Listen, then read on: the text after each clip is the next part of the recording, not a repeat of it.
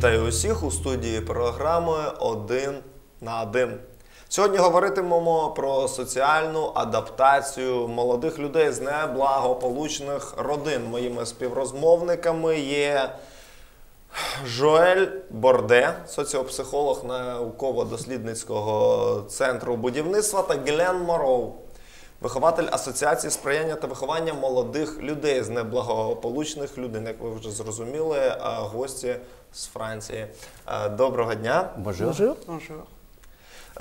Почнемо з того, що, власне, вас привело в Україну загалом і в Рівне, зокрема. Tout d'abord, la première question, pourquoi vous êtes venu en Ukraine et notamment à Rivne?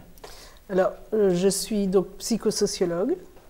J'ai créé depuis plusieurs années un réseau international de recherche. Пані Жоель є соціопсихологом і декілька років назад вона написала книгу і створила міжнародну мережу. Ce réseau de recherche-intervention travaille avec les jeunes des quartiers populaires et pour la socialisation des quartiers populaires. Les jeunes des quartiers populaires. Займається соціалізацією людей, які мають проблеми в своєму житті, які проживають в бідних кварталах або є в неблагополучних сім'ях. Donc je travaille dans un grand centre scientifique en France où il y a 1000 chercheurs. Пані працює в великому дослідному центрі, який нараховує близько 1000 інженерів та науковців.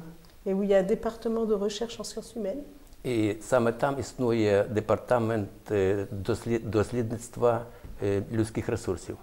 Et mon travail m'a amené à travailler au Brésil, en Israël-Palestine. І мало-помалу ця робота привела її до роботи в Бразилії та Палестині, En Russie, Росії, en Italie, Італії, en France, Франції, au звичайно, Sénégal. Сенегалі.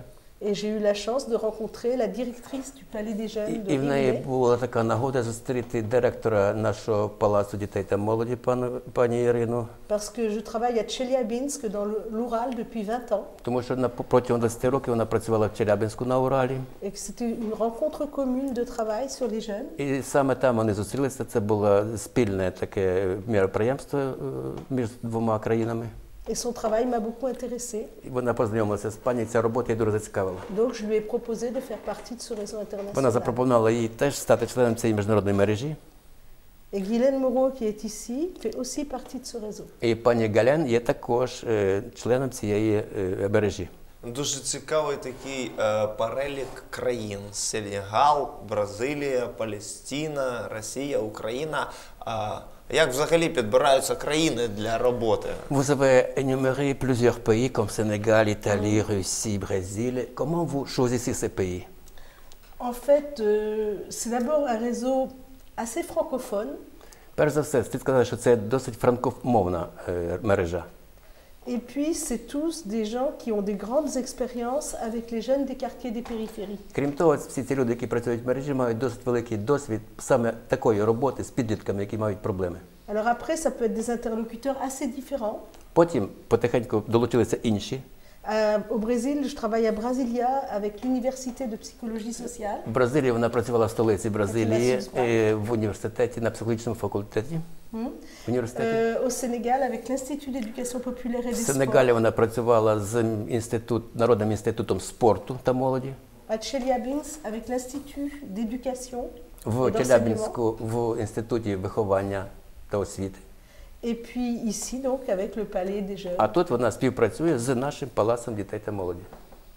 Добре, от ви, наскільки ви давно в Україні перебуваєте і, можливо, вже встигли помітити, що спільного, що відмінного в цих таких дітях з неблагополучних родин? От тих, які вони є у Франції, в цих інших країнах, і от тих, які вони є у нас в Рівному. Donc, dites s'il vous plaît, pendant votre séjour ici en Ukraine, pouvez-vous dire quelle est la différence, par exemple, entre les enfants en difficulté qui sont en France et ceux qui sont en Ukraine? Alors, d'abord, c'est la deuxième fois que je viens en Ukraine. Перш за все, хочу сказати, що я другий раз приїжджаю в Україну. Ce sont des missions un peu courtes. Трошечки моя тут місія досить така недовготривала. Mais nous avons reçu plusieurs fois des jeunes Ukrainiens Але слід dans des rencontres internationales de сказати, jeunes. що молоді українці вже приймали участь в нашій мережі, приїжджали до нас у Францію. Donc, nous avons pu observer des différences. Тобто ми могли мати нагоду побачити, яка все-таки є різниця. Une grande différence, c'est que le palais s'adresse à tous les jeunes. Перш за все, великою різницею полягає в тому, що палац звертається до всієї молоді. Et pas seulement ou pas principalement par rapport aux jeunes des quartiers populaires, І не обов'язково, що це можуть бути діти з неблагополучних сімей, mais aussi les classes moyennes. а також буде середній клас. Donc il n'y a pas la même différenciation sociale. Тобто немає такої соціальної диференціації Quand on верств travaille en населення. France aujourd'hui, on a plus de difficultés à travailler en même temps avec les jeunes des milieux В populaires той et les час, jeunes des коли classes у moyennes. Франції в них більше всього роботи ведеться саме з молоддю, яка має проблеми якісь, і з середнім класом. En plus, en France, nous on travaille beaucoup dans les grands quartiers populaires urbains. Крім того, вони працюють у Франції в великих таких народних кварталах. Це не є центр міста, як ви розумієте, а якісь околиці. Avec beaucoup de jeunes héritiers de l'immigration. З багатьма молодими, які вже є вихідцями з еміграції. Donc il y a des fois plus de proximité entre des jeunes héritiers de l'immigration en France et des jeunes brésiliens que les jeunes ukrainiens. Наприклад, є дуже велика схожість саме з цими дітьми, які є вихідцями еміграції, та, наприклад, молоді з Бразилії. Parce que là, les différences culturelles, elles sont І між très Україною importantes. саме в цьому полягає основна різниця. Наскільки я взагалі слідкую за новинами, а от зараз багато в чому там якась така певна криза в Європі полягає в тому, що от багато дуже приїхало туди вихідців з інших країн, напевно, в тому числі і молоді. І от вони десь там намагаються вже нав'язувати от на новому місці проживання якісь свої такі от способи мислення. Я говорю і про мусульман, і про решту. Як з цим можна боротися? От люди звикли жити в одному континіумі, і вони от, можливо, навіть не навмисно, але от намагаються от так же нав'язати це і там. En regardant le télé, on voit souvent qu'il y a beaucoup d'immigrés qui sont venus en Europe, pas seulement en France, mais en Europe, y compris les jeunes qui viennent aussi. Donc, de temps en temps, ils commencent à dicter déjà peut-être ces conditions. Ils veulent avoir quelque chose qui n'est pas peut-être tout à fait nécessaire à ce moment-là. Comment? Non, les jeunes qui viennent, ils veulent s'intégrer aussi. Oui, bien Donc, sûr. qu'est-ce que vous faites? Alors, nous, les jeunes dont je parle en France, ils sont nés en France. Треба сказати, що та молодь, про яку вона говорить, народилась у Франції. C'est souvent leurs arrière-grands-pères qui sont venus Це travailler en France. скоріше мігрантами були їхні батьки і навіть діди. Je parle pas des immigrants actuels. Вона не говорить, не веде мову про теперішніх, нинішніх мігрантів, про яких ви зараз кажете. Нинішніми ви не займаєтесь? Ні. Vous ne travaillez pas avec les immigrés qui viennent maintenant? Un petit peu, Trop, mais c'est pas. chut-chut. La presse, les plus jeunes qui sont en France originaires de l'immigration sont issus de l'immigration ancienne et sont nés en France. Вона займається, ще раз повторюю, з тими дітьми, які вже є вихідцями тих мігрантів, які раніше прибули у Францію і вже там народилися, тобто вони є вже французами. Il y a encore assez peu de jeunes qui arrivent de l'étranger en France pour s'installer en France. Nous, notre principale question, c'est les jeunes qui sont nés de l'immigration en France. В будь-якому разі вони займаються саме цими верствами населення, тобто це є вихідці, мігрантів, які в свій час колись прибули у Францію. Добре, а тоді ми, може, ми запитаємо пані Гілен, бо вона так менше в нас зараз говорить. От молоді люди з неблагополучних родин, наче все однаково, в будь-якій країні є такі люди. Яка є, можливо, різниця за національністю між цими людьми? От хоча б між французами і українцями. Dites s'il vous plaît, vous travaillez également avec les enfants en difficulté, avec les jeunes en difficulté, et peut-être, est-ce qu'il y a une différence entre les jeunes en difficulté en France et bien les Ukrainiens? Les jeunes Ukrainiens, je parle. En fait, je parle d'un travail que j'effectue dans un quartier périphérique. Перш за все, вона говорить про роботу, яку вона здійснює в кварталі на периферії міста, в Руані. Où en fait est concentrée une population de jeunes très en difficulté. І треба сказати, що саме там сконцентрована більша кількість молоді, яка має ці проблеми, про які ми говорили. C'est une population que je connais en particulier et pour lesquelles il est un peu compliqué de faire des comparaisons. І саме вона працює з цією молоддю, тому важко зробити порівняння з іншими верствами. Le quartier dans lequel je travaille a un problème de chômage de jeunes. Там квартал, в якому вона працює, має особливу проблему, це проблема безробіття. Un taux de chômage qui est de 30% des jeunes. Приблизно 30% безробіття на рівні молоді. Et en fait, la mission particulière et première que l'on a avec ces jeunes, c'est de travailler autour de la question de l'acquisition des diplômes. Donc, і саме перше, над чим вони працюють, це знайти цим людям, які не працюють на даний момент, роботу або їх залучити до навчання. Et par le travail d'insertion sociale et professionnelle avec ces jeunes. І треба працювати в цьому випадку саме якраз в цих галузях. Навчити і знайти роботу. То у нас, я думаю, така проблема теж є, і пошук роботи, і, скажімо, якісь такі низькі зарплатні. Les salaires qui ne sont pas très bons, et en plus la recherche de travail, il y a aussi quand même le chômage. Oui. Alors, une différence importante, Велика різниця. C'est que les jeunes Ukrainiens que nous avons reçus parlent de la guerre. Перше, це те, що ті українці, які приїжджали до них у Францію, говорять про війну. Et pour nous, c'est une question de recevoir des jeunes qui sont concernés par la guerre. І саме їхньою місією є приймати людей, які говорять про це, молодь, яка говорить про війну. Nous aussi, aujourd'hui, nous sommes concernés par la violence. Слід сказати, що в нас теж зараз не дуже прості часи. Puisque vous le savez, la France a été très touchée par les Ви attentats. знаєте, що декілька вже було в таких великих вибухів у Франції, терористичних актів, але вони займаються саме... Et nous commençons un programme de recherche. І вони зараз починають дослідницьку програму, qui s'appelle Les jeunes entre la guerre et la paix. Яка називається «Молодь між війною та миром». Comment vivre la stabilité. І як жити в стабільному середовищі.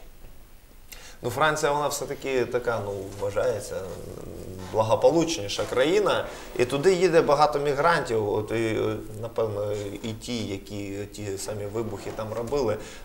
Тобто, от, соціалізація таких от людей. On dit que la France, c'est un pays assez calme quand même.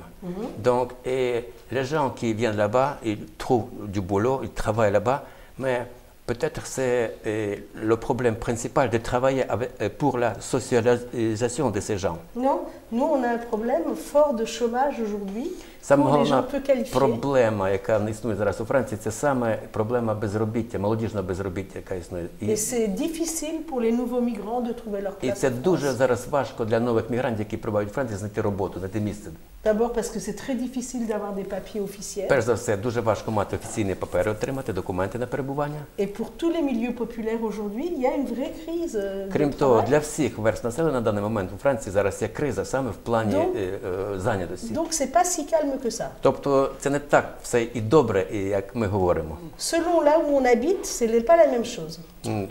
Проблеми вони завжди є всюди, в когось більше, Les problèmes existent toujours, mais il y a des problèmes qui sont plus... En France, il y a des, comme le disait Guylaine, il y a des très grandes différences selon l'endroit où on habite.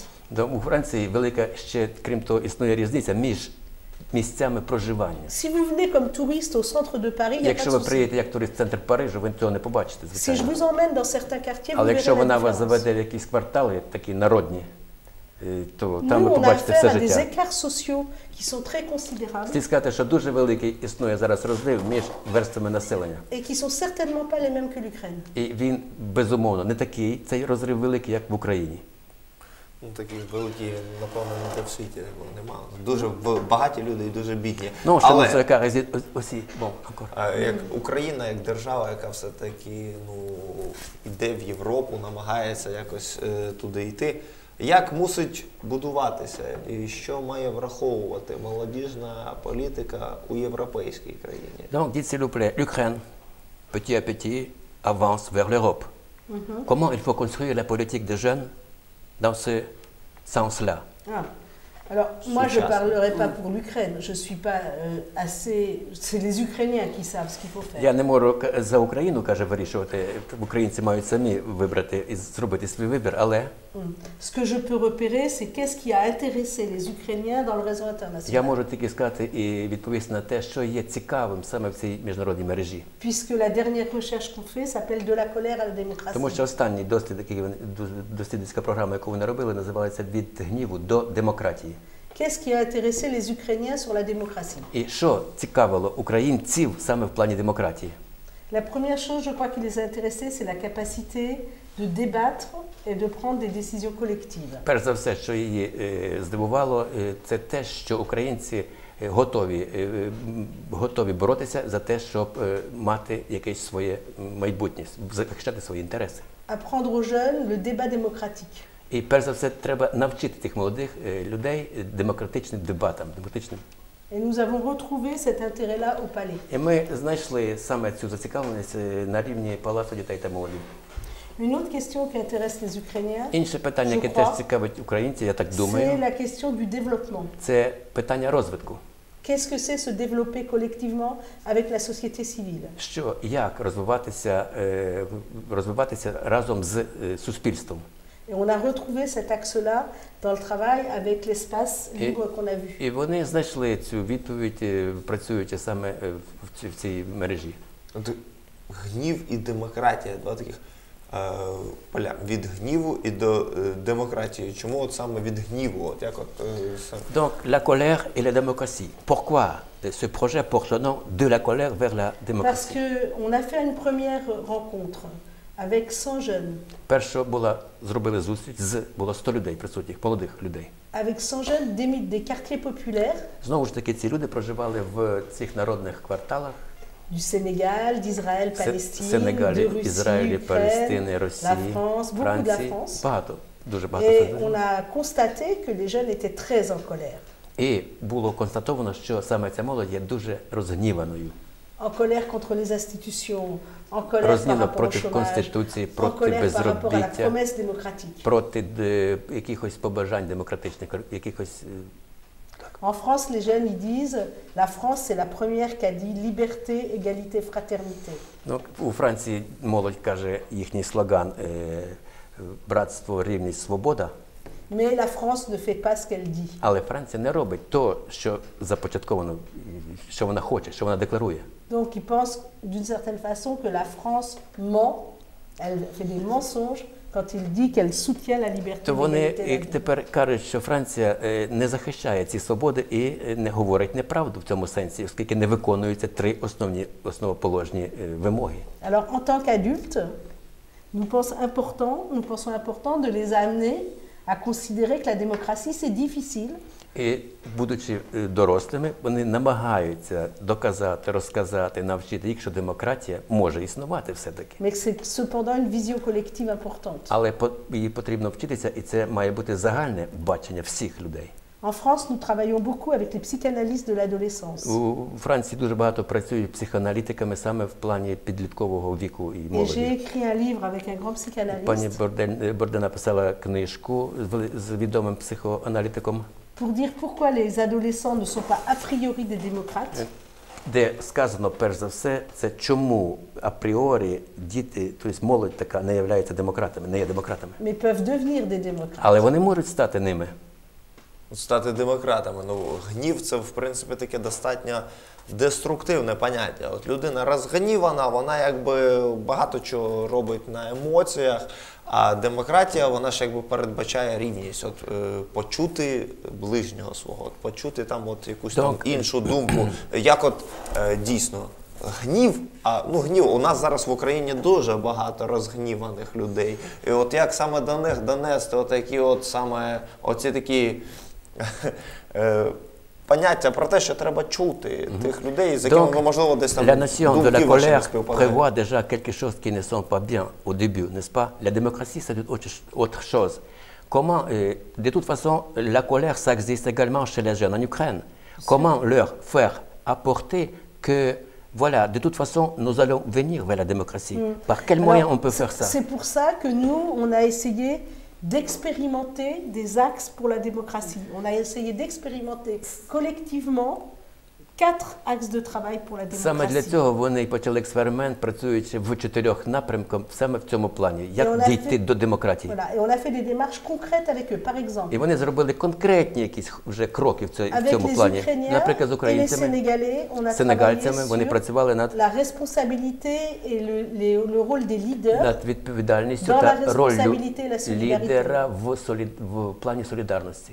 Les Italiens et les Russes et les Італійці і Français росіяни та ont travaillé французи sur працювали qu'est-ce над que c'est quand on est jeune, prendre sa place dans la що société. таке означає зайняти своє місце в суспільстві, в соціумі. Les Brésiliens, les Français ont travaillé sur comment transformer la mauvaise image Бразилійці та raciste. французи також працювали над тим, як перетворити, змінити імідж самої Et молоді. les Israéliens, les Palestiniens, les Français ont travaillé, et les Italiens, sur qu'est-ce que c'est créer des lieux. Ізраїль, Франція, Палестина і Італія працювали також над такою темою, як знайти своє місце Créer des endroits avec і et як pour les jeunes. створити робочі місця для молоді. Ils ont fait des démarches concrètes dans tous les І pays. вони робили конкретні кроки у всіх країнах, Et саме в цьому плані. après, on a fait un grand séminaire avec une centaine de Після цього jeunes. був проведений семінар, де брало участь близько 100 молодих людей. Ils ont analysé ensemble leurs démarches. Для того, par щоб exemple, аналізувати les всі ці Israéliens, 4 Palestiniens avec les напрями, Italiens et les Français. палестинці, наприклад, з італійцями, французами, Les Ukrainiens avec les українці Sénégalais et з les Français. сенегалцями та французами. Et ensuite, ça a permis d'interroger. Alors, en quoi ça permet de faire de la démocratie? І потім це все дозволяє провести Et en quoi якісь, ça transforme la colère? зробити якісь висновки в тому, в чому полягає оце, що ми кажемо, Parce гнів, que в чому la полягає colère peut демократія. devenir de la violence. Тому що гнів з часом може стати насильством. Parce que tous les adolescents sont souvent en colère.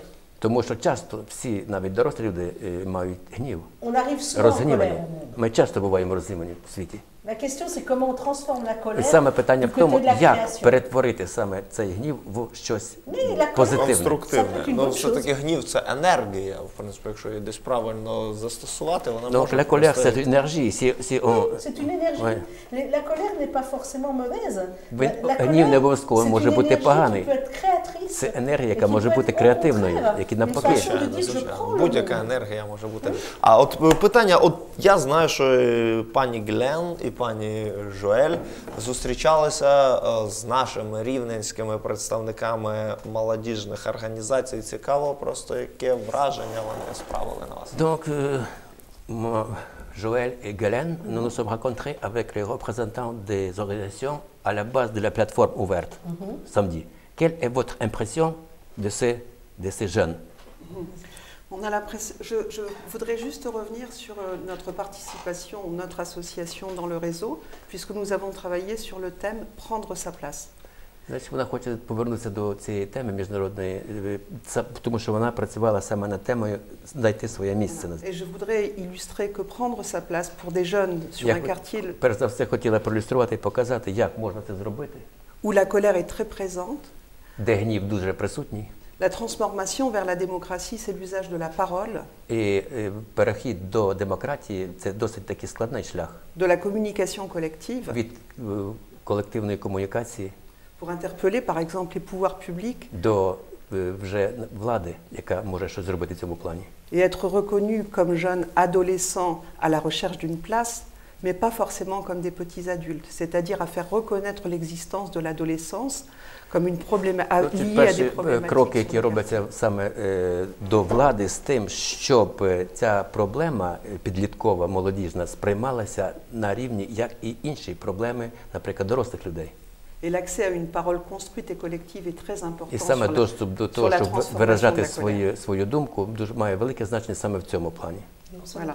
Pour C'est l'autre pas la question question. sur la plateforme, Тепер, voilà. що стосується цього простору, про який ви говорили. Ce qui m'a beaucoup interpellé, en fait, c'est la volonté collective de construction. Перш за все, що мене здивувало, це таке велике бажання щось робити, перетворювати, змінювати. Et la nécessité, en fait, de regroupement pour pouvoir construire. І саме ця необхідність об'єднуватись для того, щоб разом щось робити. Avec beaucoup d'inventivité, beaucoup de créativité. З великою, дуже великою креативністю. Donc, en fait, c'est la perception, la première que j'ai eue lors de ce Саме bureau перше ouvert. це, що її здивувало, і саме це відчуття, яке для неї є якраз таким дуже позитивним, що народ хоче щось робити, особливо молодь. Moi, ce que je trouve bien, Пані Жуель вважає, що ça poursuit aussi le travail fait avec les jeunes au palais. це ще до того всього продовжує ту роботу, яку проводить Палац дітей та молоді, Et que ça donne les possibilités d'initiatives collectives pour des jeunes і adultes. дає можливість ініціативи для молоді. En France, on s'aperçoit que ça ne s'arrête pas, l'accueil des jeunes à 18 ans. У Франції до 18 років і далі все залишається. Шукай сам, що ти хочеш. Роби, Mais що que ти la хочеш. capacité d'accueil et d'ouverture collective après 18 ans jusqu'à 30-35 ans. Але потрібно, щоб peut-être ці tout le temps. люди мали оцей момент, який зараз в них і надалі, і будучи дорослими, навіть продовжували те, що вони почали, як будучи молодими. Donc ce qui est bien, c'est que c'est une plateforme intergénérationnelle. Це добре це тим, що ця платформа включає в собою різні віки, вікову. Mais dans le sondage, ils ont fait une enquête dans le sondage. Значить, вони провели опитування, і в анкетах було вказано, що Ils ont dit qu'ils ont eu beaucoup de réponses des plus de 50 ans.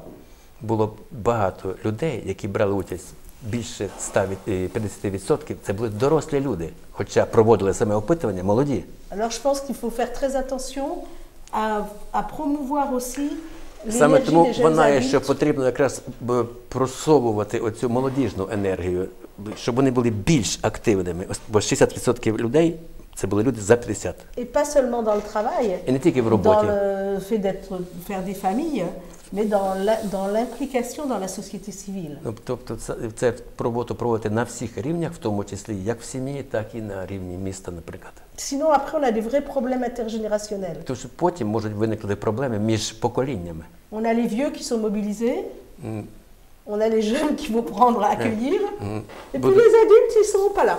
Voilà. А от ви їздите багато по країнах, от так як ви називали свою географію, деякі з тих країн є демократичними, деякі з тих країн є деспотичними, такими тоталітарними. От молодіжне середовище, ті ж самі неблагополучні родини. Яка різниця між тими, які от цього неблагополуччя досягли в демократії, і між тими, які от в деспотії? Donc, vous visitez beaucoup de pays, vous travaillez avec les jeunes de beaucoup de pays. Et est-ce que vous pouvez dire quelle est la différence, par exemple, avec les jeunes en difficulté, disons, dans deux pays qui sont vraiment démocratiques et ceux qui ne sont pas démocratiques, qui sont un peu dictature, qui ont un peu dictature? В Росії. Alors, всі. En Russie, par exemple. Alors justement, les pays, si vraiment la Russie était une vraie dictature, je ne pourrais pas travailler avec les jeunes Russes. Якби Росія була справжньою такою диктатурою, вона б не змогла працювати з росіянами, з Donc, молодими росіянами. Ma conception, Її концепція, c'est que la Russie aussi est travaillée par les problèmes démocratiques. так що Росія, на її думку, Росія теж щось робить для Et демократії. qu'aujourd'hui, il y a une différence entre la politique des dirigeants І зараз є просто різниця між політикою керівництва et l'état d'une société. і соціумом. Par exemple, en Israël, il y a un gouvernement presque très à droite, très à l'extrême Наприклад, в droite. Ізраїлі зараз уряд досить правий, дуже правий навіть, Et крайньо la правий. société israélienne n'est pas du tout une société d'extrême droite. Але саме суспільство ізраїльське не є таким правим. Peut-être que demain, on aura une catastrophe en France, c'est d'avoir Marine Le Pen Можливо, très навіть représentée dans la дуже sphère скоро, politique. в близькому майбутньому, у нас в Франції теж буде ця проблема з приходом до влади, можливим приходом Марі Ле Пен. Et c'est pas la société française. Але це ж не є ще французьким суспільством Марі Ле Пен.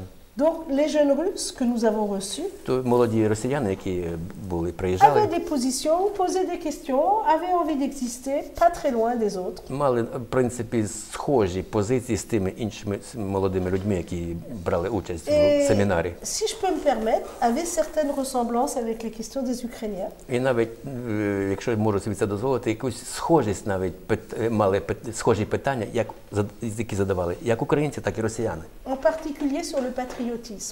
Зокрема, про патріотизм. En France, les jeunes parlent très peu de У patriotisme. Франції молодь дуже мало говорить про патріотизм. Ce sont dans les régions plus en guerre qu'on parle de patriotisme. Саме в тих регіонах, де ведеться якісь бойові дії, саме там це Parce питання є que більш la question nationale est значимим. posée. La question nationale est posée. Тому що поставлено національне питання. Israéliens et Palestiniens, ils parlent de patriotisme et de question nationale. Ізраїль і Палестина говорять про ці питання, патріотичні питання. En France, notre problème, c'est plus presque de parler de guerre de civilisation. А в Франції скоріше проблема є говорити про війну цивілізацій. Aujourd'hui, s'il y a quelque chose de dangereux, c'est cette comparaison des civilisations pour la France. І зараз, якщо десь щось в світі є небезпечним, зразу це пов'язується з цивілізацією. Et là, on voit remonter notre passé colonial. І тут вже вони помічають своє колоніальне минуле. Donc le problème, c'est les anciens démons qui remontent. Тобто це проблема полягає в тому, що колишні заворушення, такі всі думки, зараз виходять на перше місце. Je fais encore confiance aux sociétés. Але пані Жоель вірить в суспільство. Pour inventer des formes démocratiques, І вважає, що можна ще щось нове придумати в плані демократії. Et c'est vrai que l'Ukraine m'intéresse beaucoup. І Україна її цікавить дуже, це насправді це так. Sur cette façon de soutenir la question nationale et en même temps la démocratie. Саме в тому плані, що підтримувати цей національний порив і разом з тим йти до демократії. От кажуть, що її цікавить дуже Україна, а от питання, напевно, вже не стільки як до психолога, як до вихователя, як до француженки. Наскільки взагалі французів зараз цікавить Україна? Чи відчуваються там оце таке, що в нас називають втома від України? От таке, от, що от весь час від нас щось чекають, а воно все не відбувається. Donc, question maintenant non pas aux professeurs, mais aux citoyens, à la citoyenne plutôt. Disons, comment croyez-vous, est-ce que c'est ce qui se passe en Ukraine? Est-ce que cela fatigue maintenant l'Europe, la France notamment? Moi, je pense que la France ne donne pas assez d'importance à ce qui se passe en Ukraine. Вважаю, що Франція зараз не робить таких значних зусиль для того, щоб підтримати Les médias, tout fait pour qu'on ne sache pas exactement. Засоби масової інформації роблять це для того, можна сказати, щоб люди не знали точної проблеми, не знали, що насправді відбувається, не пояснюють саме, чому ця війна відбувається.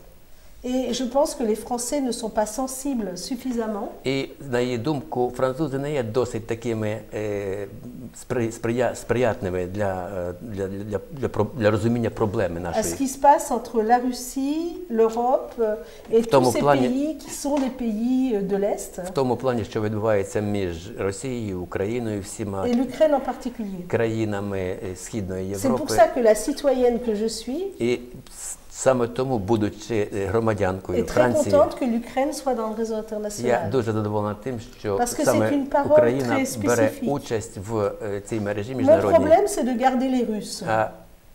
De quoi? De garder les Russes dans le réseau. Її проблема зараз – це зберегти присутність росіян в цій міжнародній мережі. Là où vous avez raison, тому що ви мали рацію, коли казали, c'est que les Russes à cause du pouvoir politique, із-за політичної влади вони більше вже не мають права приїжджати десь за кордон і брати участь в таких заходах.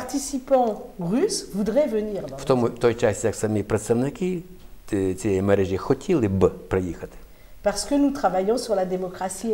Тому що ми працюємо над демократією і проблемами війни. І на останній семінар вони вже не приїжджали. Ну, знову ж таки питання, просто як до французів. От двоє у нас зараз жінок з Франції, просто француженок. Les femmes françaises qui sont chez nous. Багато інформації у нас мусується стосовно виборів майбутніх у Франції. От кажуть, що там от всі кандидати, і це і пан Війон, який нещодавно на праймеріс переміг, і пані Ле Пен, тим більше, є такими доволі прихильними до політики Владимира Путіна, російського якби президента. І от що це от якби вплине на ставлення Франції до України. Наскільки виправданими є оці наші такі побоювання, перестороги? І от скажіть свою точку зору, чому так відбувається? On voit beaucoup d'informations concernant les prochaines élections en France. Et disons, on parle toujours des deux candidats, Marine Le Pen et M. Villon. Est-ce qu'après les élections, à votre avis, l'attitude envers l'Ukraine des Français va être changée ou bien ça reste toujours comme elle était? À votre avis? D'abord, je pense qu'il y a deux élections importantes qui vont avoir lieu. В будь-якому разі, вона вважає, що будуть два тури виборів, в будь-якому разі. Il y a l'élection présidentielle. Президентські вибори. Mais il y a surtout l'élection législative. Але є також законодавчі вибори, законодавчі органи влади. Парламентські. Парламентські, так. Donc on peut pas savoir qui sera président. Ми не можемо знати на даний момент, хто буде президентом. Moi, j'ai tendance à penser que les partis autorisés démocratiques vont encore être dominants. Здається мені, на її думку, що ще все-таки будуть домінуючими в цих органах демократично налаштовані верстви. Et que M. Fillon est une figure d'identification pour la droite. І саме Месьє Фійон він вважається такою для правої, все-таки для правих більш людиною. Le risque pour nous, c'est le glissement vers les questions autour de l'identité nationale. І ризик для французів це уход в бік втрати національної ідентифікації. Et puis aussi des reculs, pour moi, І відходу sur des questions de société importantes, в плані всяких таких публічних речей.